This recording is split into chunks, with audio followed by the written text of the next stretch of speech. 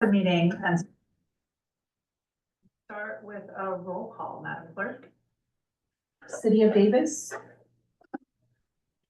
Here. City of West Sacramento. Here. Yolo Solano Air Quality Management District. Absent. Caltrans. Here. City of Winters. Here. UC Davis. I cannot represent the university unless I'm explicitly told that I can, so you should consider us not present from the university. City of Woodland. City of Woodland.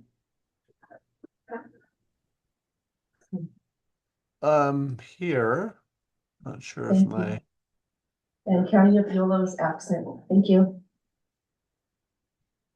Okay, thank you, Madam Clerk. We have quorum. So thanks everyone for being here for this special meeting. First, just a note on logistics. I want to say this is going to be our last hybrid meeting. We are transitioning to fully remote meetings as we discussed at the last board meeting, but because this was we wanted to have this one be sort of a bridge, if you will, in case any members of the public wanted to come. So our subsequent meetings will be fully remote, except for we had talked about having one meeting a year that's a bit where we combine a meeting with maybe some kind of a social sharing a meal together type of thing. So that's going to be the schedule, or that's going to be the approach going forward. This is a special meeting that was requested by the YoloTD board at the last board meeting actually it was at the May board meeting that they requested this in order to have you all take a look at the revisions to the budget that they recommended. They asked staff to look at where we could make reductions in our budget in order to restore the LTF split to kind of how we've previously done it, where it's sort of the LTF split would match our historic allocations in terms of percentage. So we've done that. So what staff is going to do today is I'm going to turn it over to Chaz in a minute. She's going to walk through the changes to the budget that we've made since the last TAC meeting. And then these will be presented to the board at their upcoming meeting on July 13th, along with any feedback that you all provide to us on that. So hopefully you all had a chance to review the packet, which includes the revised draft budget as well as staff report. And with that, look forward to hearing your feedback, and I'll turn it over to Chaz to, oh, I'm sorry, before we do that, we have some business, don't we? Apologies. So we'll start with, if there's any members of the public that have any comments. Are there any public comments? No public comments. Okay. And then we're going to approve the May 4th, 2026 meeting minutes. Is there a motion to approve?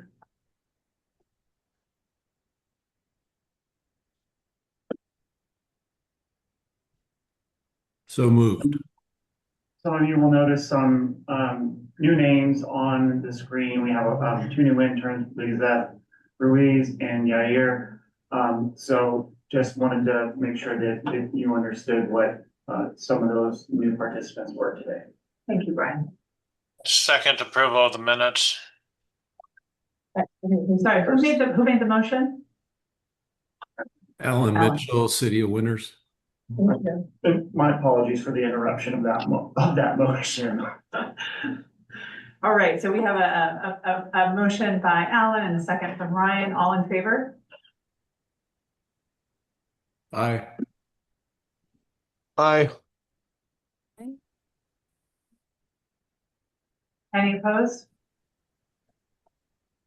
Okay, that motion passes unanimously. All right, now I will turn it over to Chaz to talk about the revised preliminary budget.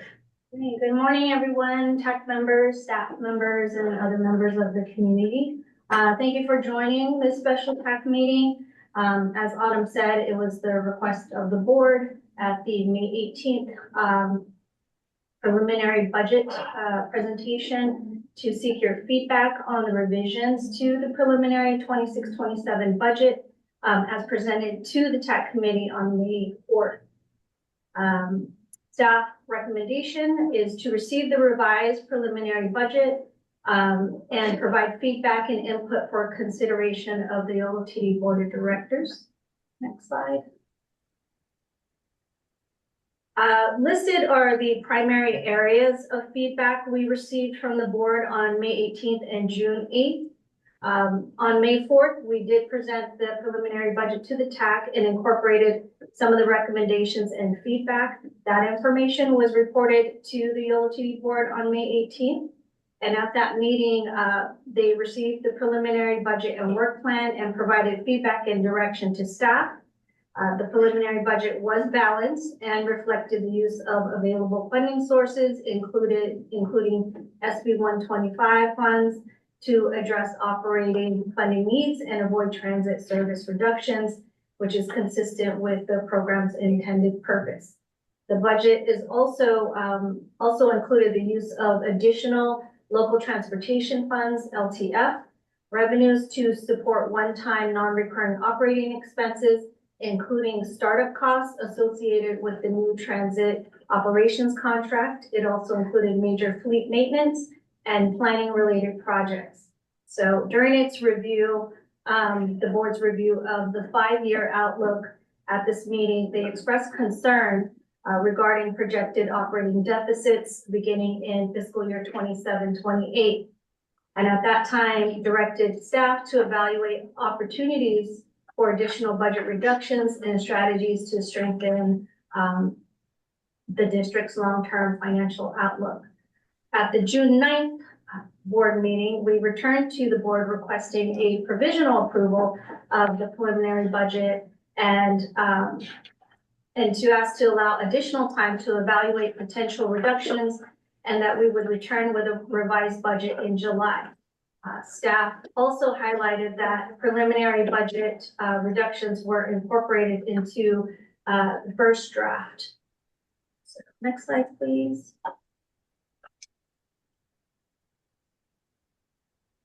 So at the June 8th meeting, we provided the preliminary results and we did some follow-up with other feedback and that we received at the May 18th meeting. At the meeting, we were reviewing comments and about a few of the budget line item increases. However, at that time, we did not cover the reductions that were already included in the preliminary budget. So this table is what was presented at the June 8th meeting, illustrating the budget reductions that were already included, that total $883,095. This was important to share because we did want to emphasize that we were prudent in reviewing our costs and that our goal was to right size wherever we could. Next slide, please. Also at the June 8th meeting, we provided our preliminary review of potential areas where we could reduce costs. And this table shows what was provided to the board, totaling that 1.1 million in potential areas that we would continue reviewing and consider incorporating into the final 26-27 budget. Next slide. So here is a table that kind of summarizes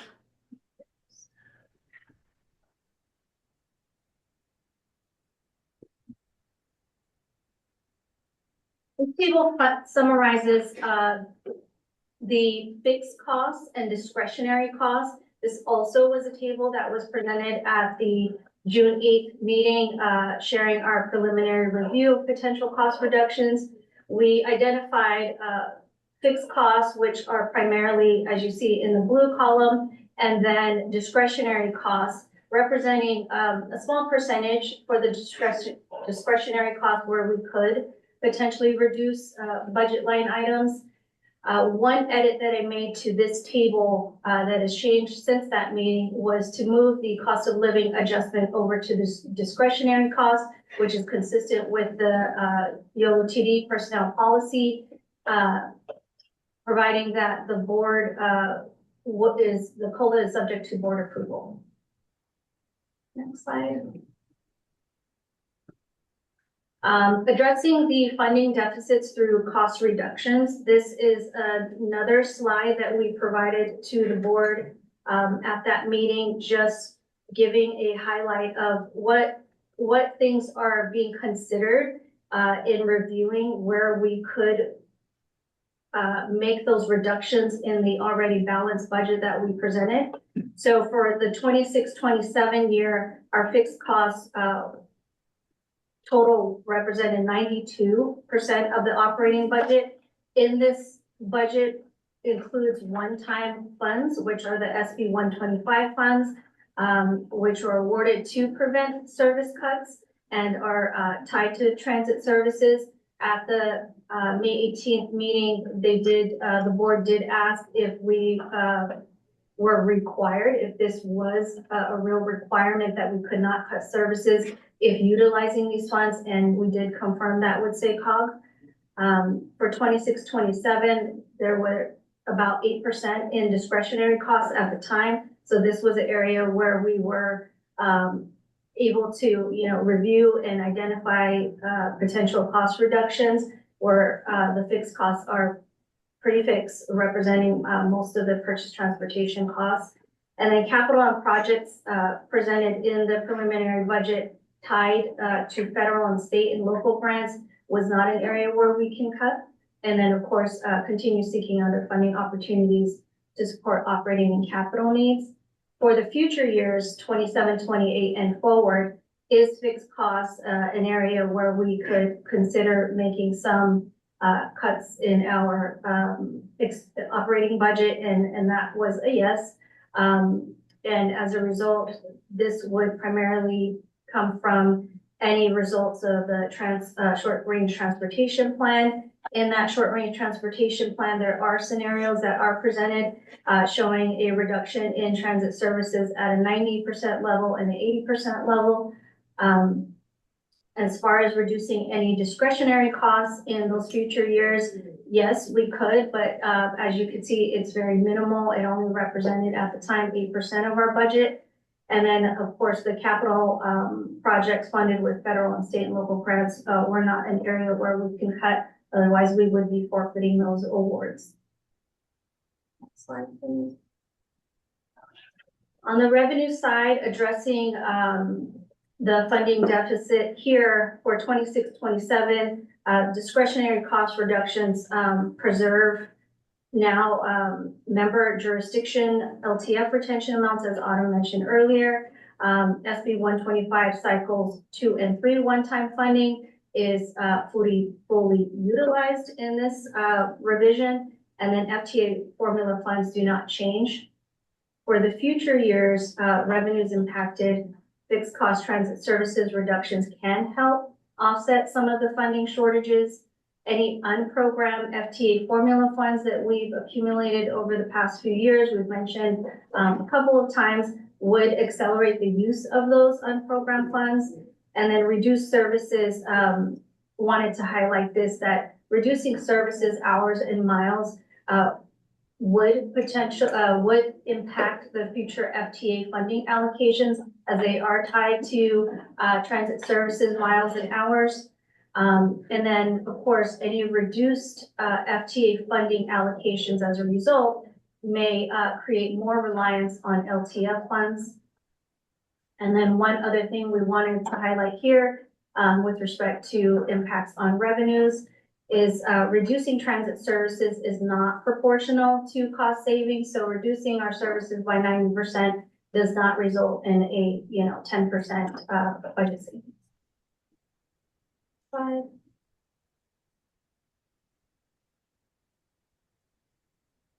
So here, after the review and discussion that we had with the board about the potential cost areas, this is what we identified as where we could make cost reductions that were feasible and that would not impact us operationally in the immediate future or the long-term future.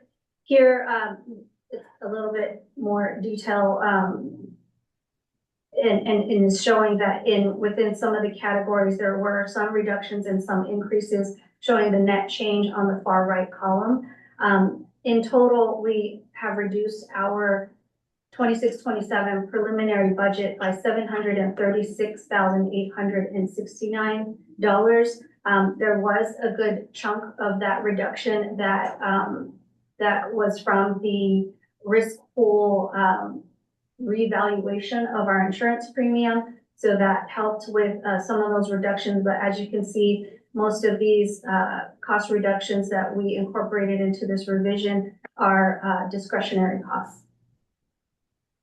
Let me just actually go over some of the impacts of these. You could go to the next slide, Jeannie. Thank you. Actual cost reduction impact. So overall, lowering our operating costs through reduced insurance premiums and alignment of miscellaneous expenses and with actual costs helps reduce staff development and consultant support, may slow training, procurement updates, grant development, and long-term planning efforts, reduce marketing and communications, may lower public awareness of transit services and delay website improvements, while updated Yolo bus maps improve rider information. And then removal of unfunded planning reduces data and analysis available for future transit planning and funding opportunities. And then we did make an adjustment to the microtransit hours. So that's where you see some of the, a little bit of the increase there as compared to the previous version that we provided. Next slide, please. So in total, this is just recapping the reductions to the operating budget that I mentioned earlier, the $736,000. We also made a reduction to the capital improvement plan. This reduction was a result of not being awarded a Caltrans grant that we applied for. So with that, we removed the $390,000 that we hope to receive in the grant award, along with the $57,000 that would have been the local transportation funds local match. So in total, we did reduce the operating and capital budget for 26-27 by $1.1 million since our last draft. Next slide, please. Here is just another summary of what it looks like. The original budget presented above in this table is what it was, and then it shows where we made those reductions. You see the difference in the fixed costs and discretionary costs, where most of the reductions are coming from discretionary costs and little in the fixed costs. Actually, one more thing on this slide. So our previous draft showed that the percent of total budget fixed costs represented 95% and adjustable or discretionary costs represented 5%. So after the reductions, it decreases each one proportionally by 3%.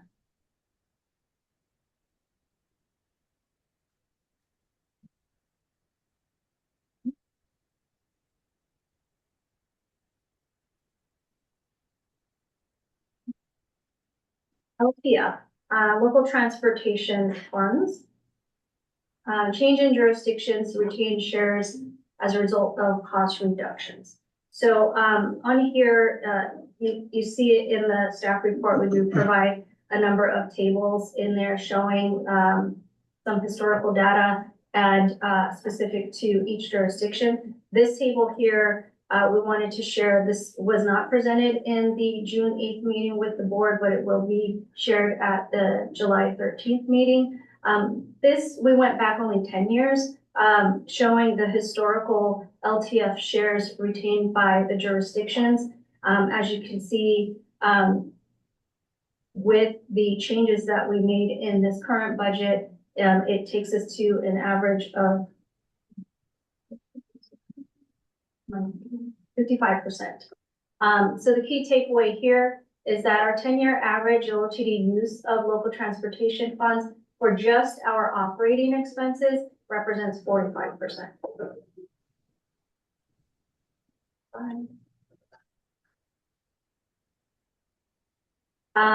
This table I shared in the staff report. This is just a high level, just comparing and showing that each year, we don't have a set amount that we're going to receive in STA and LTF funding. Historically, if the STA, State Transit Assistance Fund, decreases, we would typically offset that decrease with additional use of LTF funds. That's what we've done for many years in the past.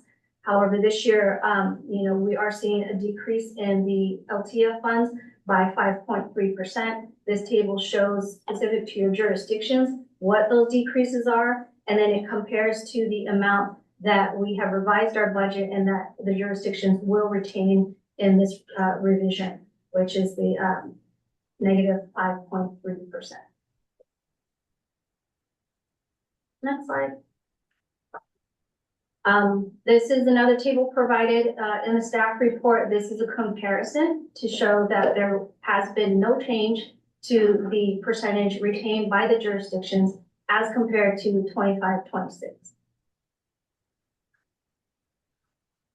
And five-year outlook, the change in projected financial outlook after just the 26-27 operating cost reductions. So in here, for the expenses, total 26-27 preliminary operating budget was reduced by 2.7%. In this update, we do not assume any service cuts as of today, July 1st. This is something that we will continue to work on. Any other assumptions folded into the change in that operating base still applies those indexes that we presented to the TAC and the board and the CAC. So none of the information below has changed. And then on the revenue side, we don't add any new revenues in there. The change that was made to the five-year outlook was a result of returning $736,000 back to the jurisdiction. So it decreased the amount available to YoloTD as compared to the first draft. The five-year outlook, everything below here, I'm just looking at it now. Everything below here hasn't changed. LTF leverages the FTA formula funds and previously unspent formula funds, and then adds utilization of 5307 USDA SAC discretionary funds allocated for the federal fiscal year 24 and 25. This is a snapshot. It's a condensed version. The full version is in the budget document that was attached to the staff report. It's summarized just because it's a lot of information. So as originally presented, you first see the revision of the five-year outlook, as I mentioned, any of the changes in the previous slide. And then I offer there in yellow what the original deficits look like in the first draft, and then what the change was in green. So future five-year financial outlook updates, we will continue to work on this. Our focus right now is to complete the 26-27 budget and seek approval of that budget on July 13th. But for now, we will continue to evaluate funding capacity and new funding opportunities. We will finalize the short-range transportation plan and implement any viable recommendations as a result. We'll assess potential service adjustments to address projected deficits, and then update the five-year outlook, of course, as assumptions change. We'll evaluate administrative and operational efficiencies with financial sustainability support, and then implement any cost-saving measures while maintaining safe, reliable service. So what are the next steps? Staff will continue, will share the TAC feedback that we received from you today with the YoloTD Board of Directors, and then recommend approval of the final 26-27 budget and work plan on July 13th. Questions?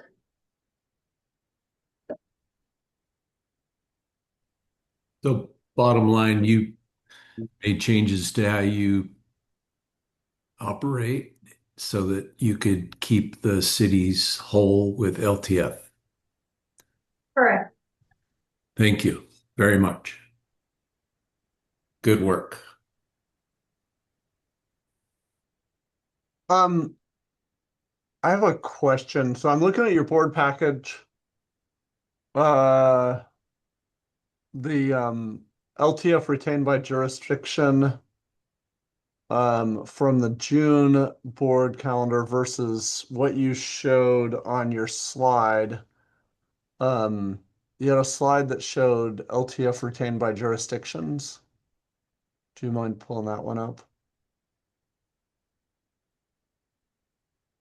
I just grabbed the Woodland number. It was 2.00 million.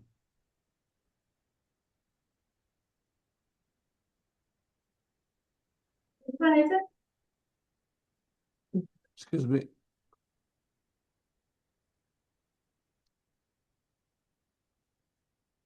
Yeah, thank you. Okay, so sorry. So do you have the updated typical budget sheet you have that shows those numbers? Yeah, it's in the attachment, which is the revised preliminary 26-27 budget. Do you mean the jurisdictional ST and LTF table? Yeah, it's table 1.1C from the June budget. It's kind of that one page. It's also it's in your packet, it's page 21 of the packet that you received via email. The revised version. Okay. So I'm just looking at the one we got today or previous? And you should have received it yesterday, on Monday. When did that go out? I think it went out Monday. Yeah. Yeah, So the packet, not the slides. yeah, the packet, not the slides. Yeah, so Janine sent that out on Monday. Okay, got it. I'm looking at that.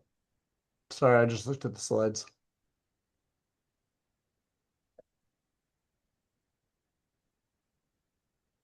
Okay, thanks. I'll look at that. Oh, wait.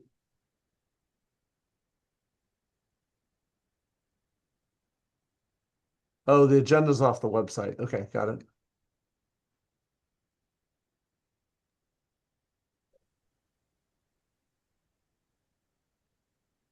So I got a question about COLAs. You're assuming 2%, but the board has direction or discretion for 2 to 4%. How are you calculating those on an annual basis? Our assumption for the 26-27 cost of living adjustment is 2.72. The minimum and maximum were established through policy that was adopted by the board 2 years ago. And we used the CPI annual index from April of the previous year to the current year. So if it's 2.7 and you're assuming 2, are you already off by 0.7 of a point? It's not assuming 2, it's assuming 2.72, which is the CPI index for the past year. Okay.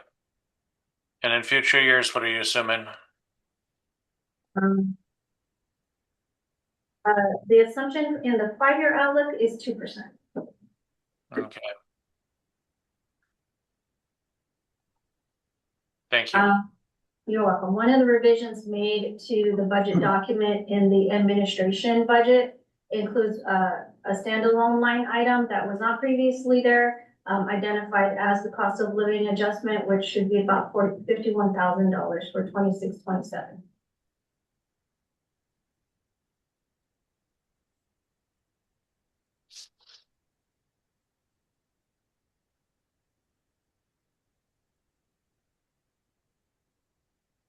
I have a question.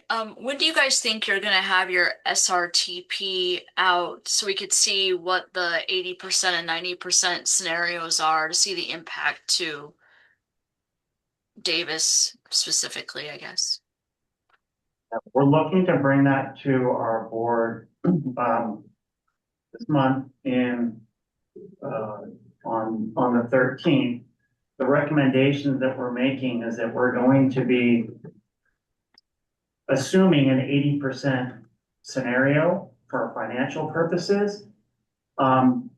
and that the proposed 80% service levels that you've seen before would still hold as a baseline, but that, you know, we will still be having some, you know, conversations with local agencies and potentially refining some of those service assumptions as we continue through this fiscal year and look towards implementation in 27, 28.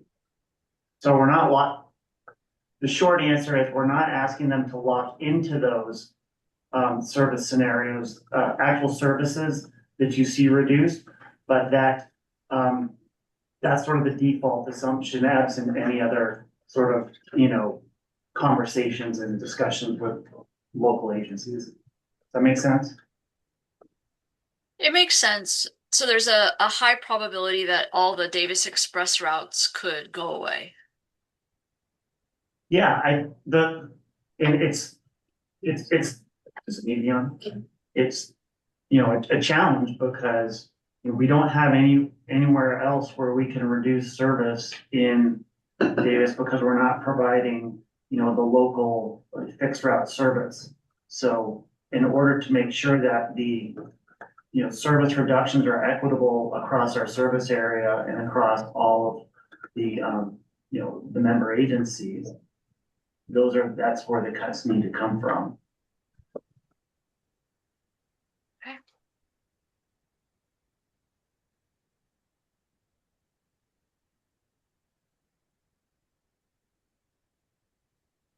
Any other questions?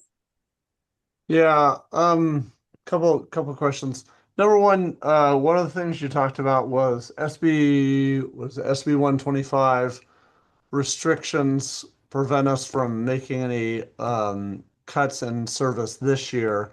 So can you fill that out a little more? So does SB 125 basically list every route that that YTD operates? Are you not able to make any cuts like, keep the route, but, change service, um, in terms of reducing hours at the beginning or end of the day or changing the headway of that service? Um, I guess within the agreements that you've signed for receiving SP 125, do you have any discretion to reduce hours on any of your routes?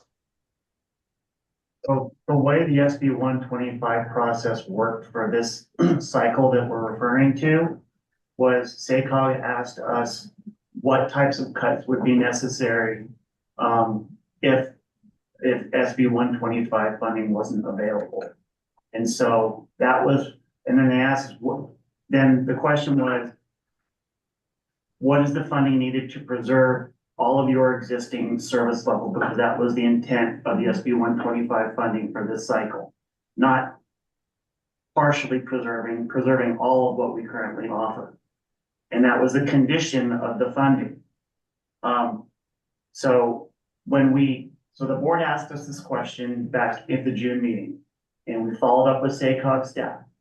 And they confirmed that any service reductions that we would be providing or consider, all of the funding associated with that would be reprogrammed to other transit agencies in the region that could use it for service.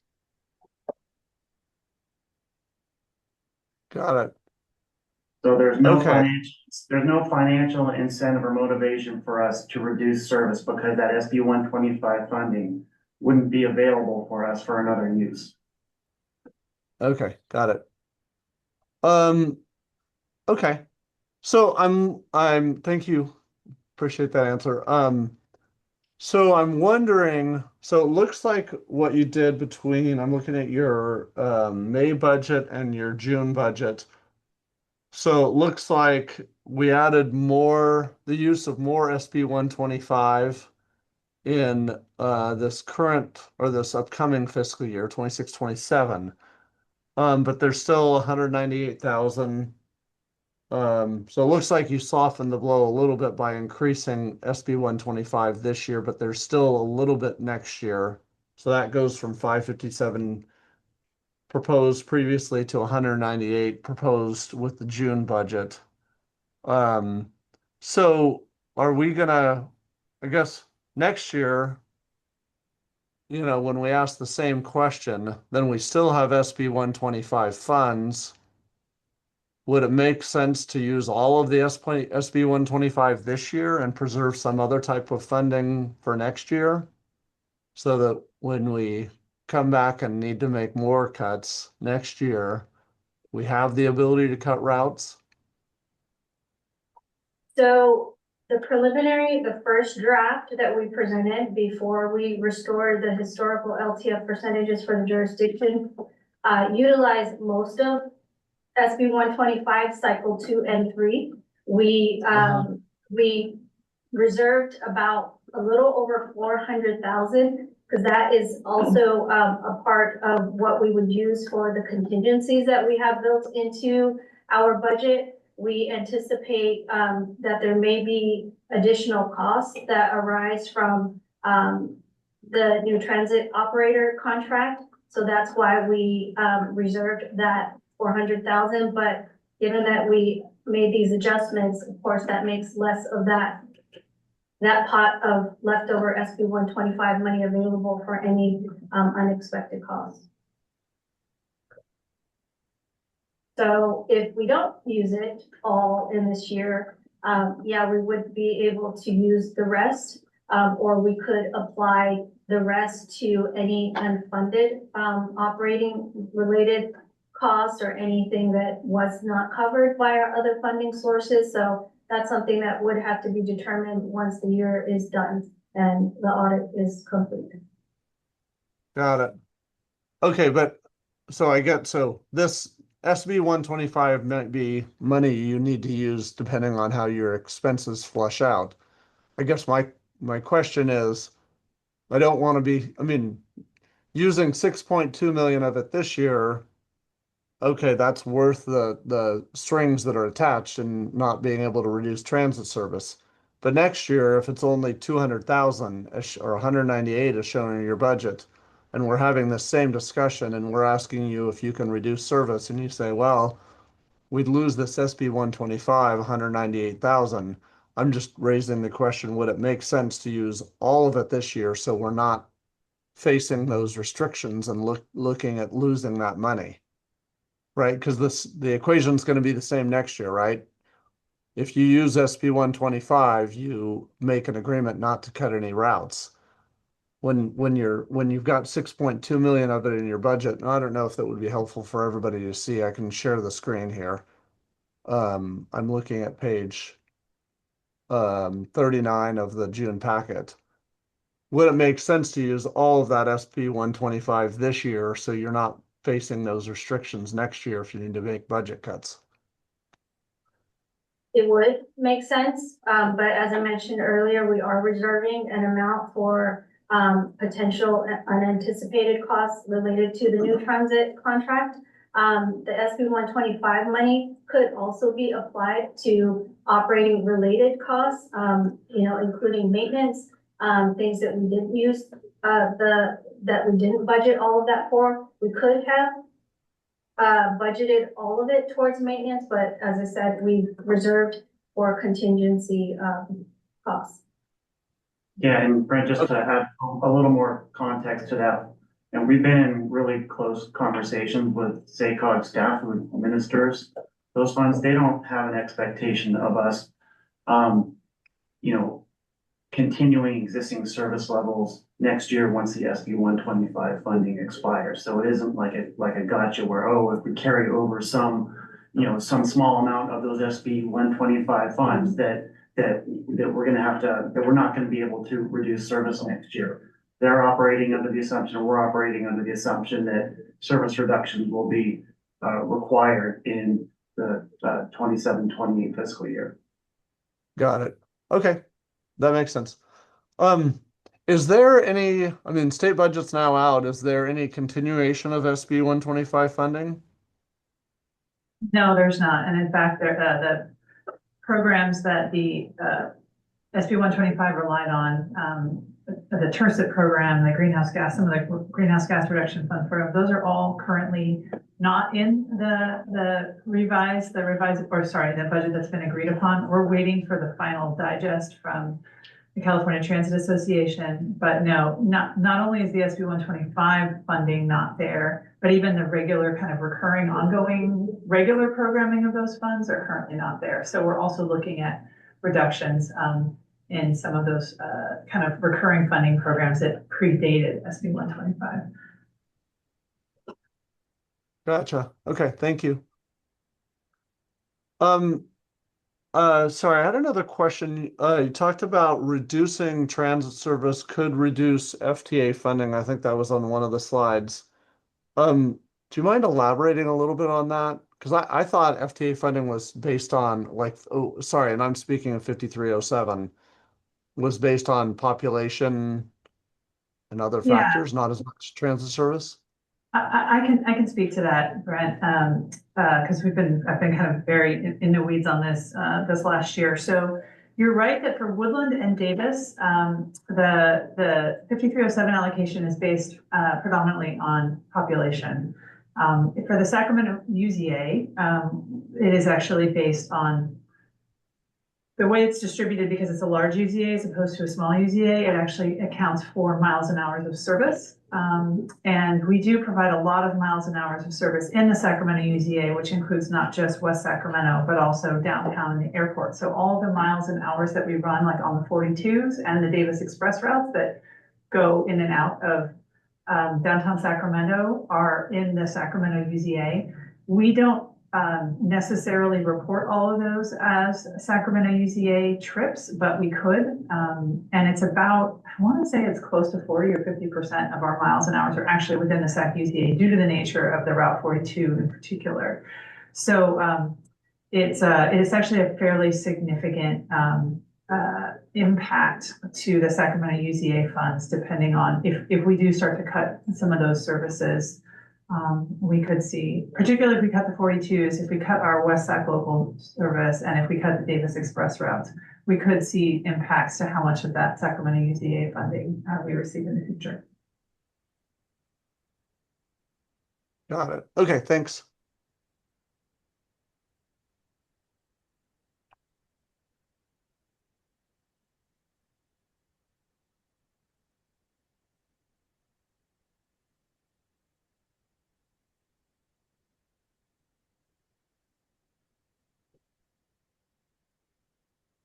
Any other questions?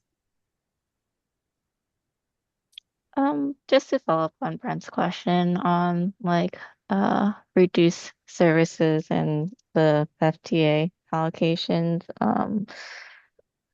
I know the short range transit plan is like kind of leading towards the service reduction scenarios. Will that have more insight on how much the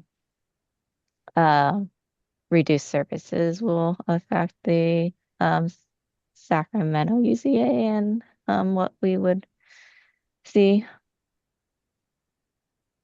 I don't know that we have estimates of, I don't believe we have estimates of what that impact would be at this time. In part, one of the things that's happening concurrently is the formula by which the funds are allocated in the Sacramento UZA between us and SAC-RT and Roseville Transit, Placer County Transit. Those are the four primary agencies that receive funding from that UZA.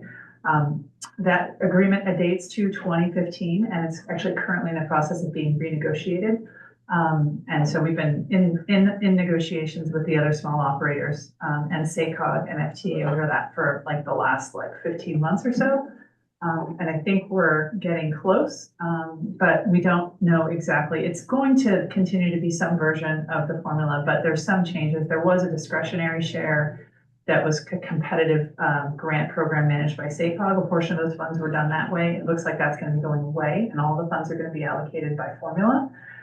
So there's less of an opportunity to compete. There's going to be more certainty around the funding, but it's probably going to be a lower level than what we theoretically could get if we successfully competed for the discretionary portion. So we hope to have a resolution on that. I think SACOG is aiming to have that by the end of the year. But in the meantime, I think it's a moving target. Okay, thanks. I slightly recall the previous presentation to the TAC on that and the two, like the various like kind of options we could take forward. So good to hear an update. And I guess my other question would be like, how are so the MM04 was the countywide travel survey that was removed. And um I guess my general question is like looking forward in the 5-year plan, I also um like it doesn't have anything in the potential funding solutions for obtaining competitive grants. Do you um I guess does the existing or the 5-year outlook expenditures assume like kind of a consistent level of like what current grants are in the FY 26-27 budget, and it kind of carries that like match forward and still assumes like some like intent for competitive grant like applications on YoloTD's behalf, or can you share what um opportunities you're looking into? So I think the question is the expenses for 26, 27, the baseline assumption with, reasonable escalators carried through in the 5-year budget forecast? Is that one of the correct questions? Yeah, does it carry through some of the current grant ex like ex assumptions that you would get something in the future as well? And like, is there a separate line item from other competitive grants, I guess? The 5-year outlook assumes the level of FT funding that we're receiving now. You're not seeing any of it go up or down. Any assumptions made as far as potential solutions to resolving the deficits really only highlight the funds that we know of now. Any grant opportunities that we are pursuing, we're just not able to quantify that and put it in a number in the 5-year outlook. But maybe that's something that we can follow up about, as soon as we get to a more tangible place in any of these awards. But it just isn't something that I could quantify and put in there.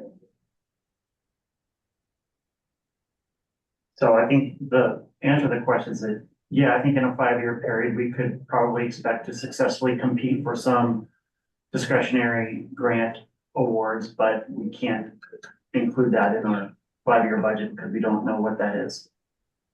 Okay, thanks.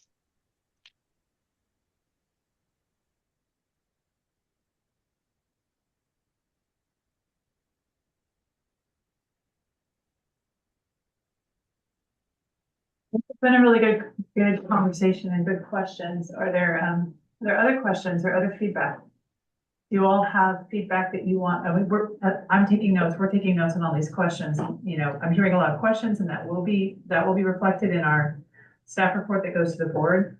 Are there any other comments, I guess, if you will, that you would like to have conveyed to the board?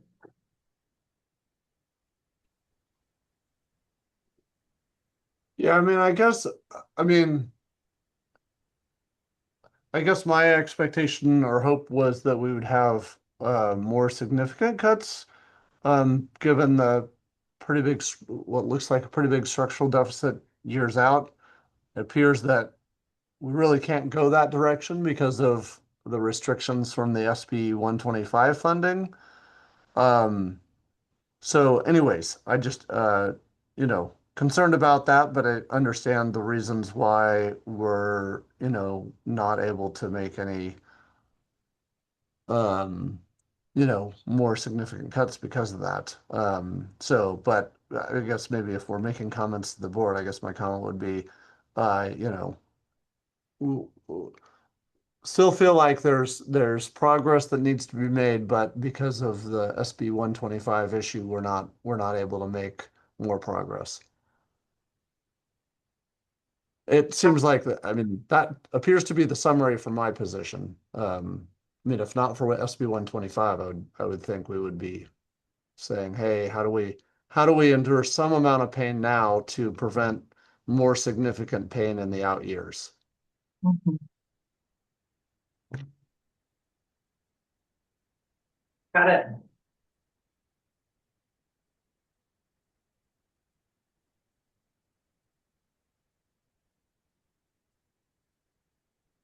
Okay, anyone else?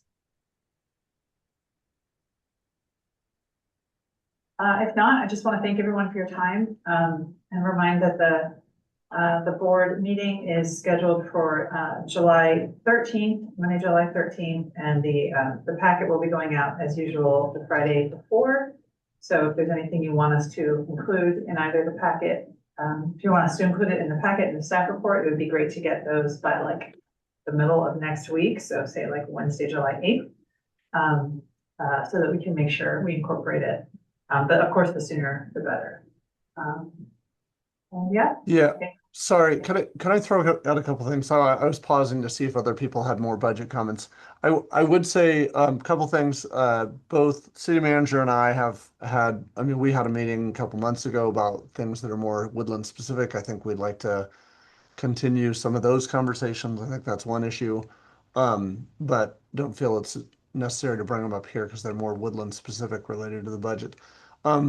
I guess the other thing I just kind of want to throw out to the group, not necessarily, I mean, this is more a kind of besides the budget issue, is just kind of the role of the TAC versus, the role of the board. Like, for example, you guys mentioned that you're taking the short range transit plan update to the board, and I could be missing something totally, but it seems to me from kind of, I've been on the TAC for, I don't know, 21 years or so. Um, Seemed to me sometimes in the past it would almost be like, hey, let's run this stuff by the TAC first and then the board.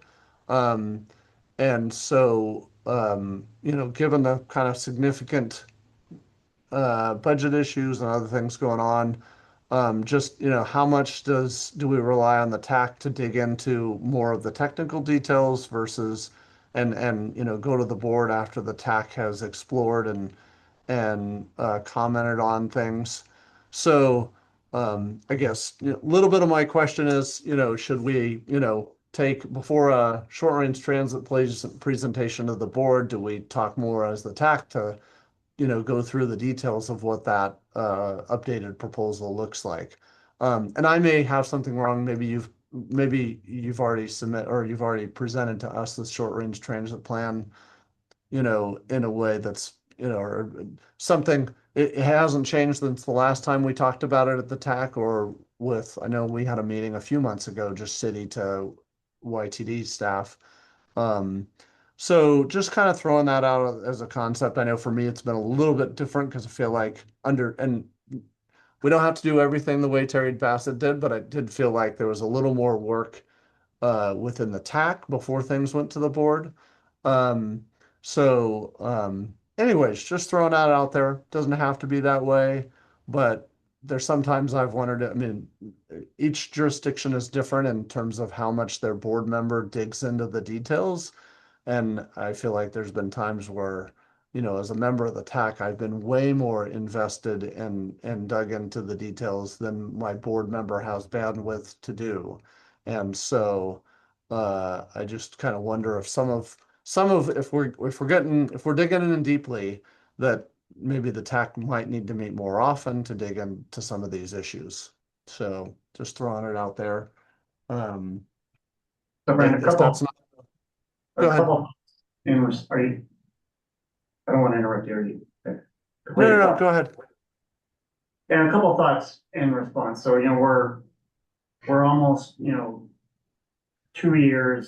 2 full years in developing the SRTP, and we have brought this through the TAC on several occasions.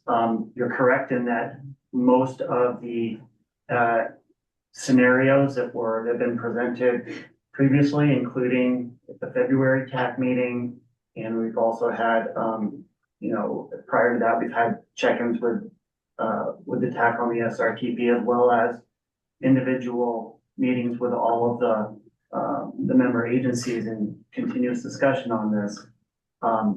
We're sort of where we are now, based on, the input that we have received from the community and from our member agencies. If you recall, we brought this to our board, the basic SRTP scenario to our board back in December, with the scenarios that are still largely intact. What we're going to the board this month for isn't an approval of the SRTP in its entirety. It's some specific aspects of the SRTP that we need direction from them on so that we can start implementation planning and route scheduling and so forth. For example, the main request we're making from the board is to approve the network map. So it's the reconfiguration of the map of the routes, some of the consolidation of the routes in the local agencies, which we've had extensive conversations with all of our member agencies. And then, as I mentioned earlier, we're assuming the 80%, financial scenarios, but within that, specific details related to service span, frequency headways, and so forth are still subject to refinement, which we'll need to do over the course of the next year.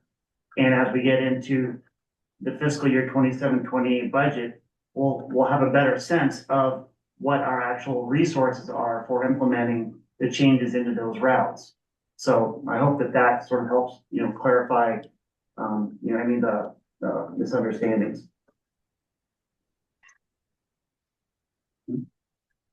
Okay, thanks for the explanation.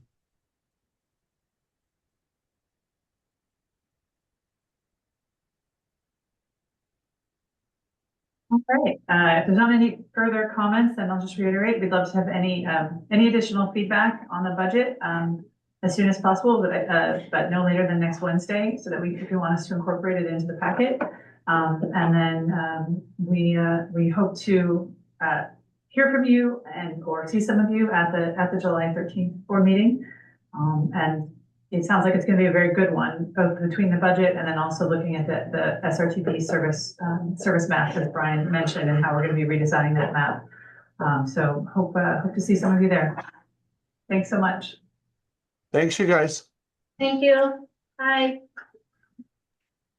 Thank you. Thank you.